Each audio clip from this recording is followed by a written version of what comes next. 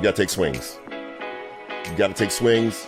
I forgot what the stat is. Like in the last 20 years, technology has advanced further than like in the last 5,000 years of history. I mean, that's how insanely progressive things are.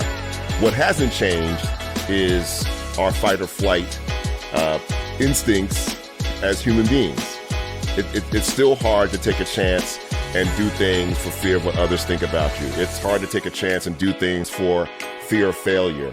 And I catch myself in moments thinking, hell, it's so easy to start a business. It's so easy to start new things, but it's not. Are opportunities out here? Absolutely. But my parents would have told me and told Dean Booker that we got 10 times more opportunity than they did. And I mean, we barely had pagers at the time. I mean, and so you fast forward to now, I mean, the opportunities are endless. What hasn't changed is the human condition.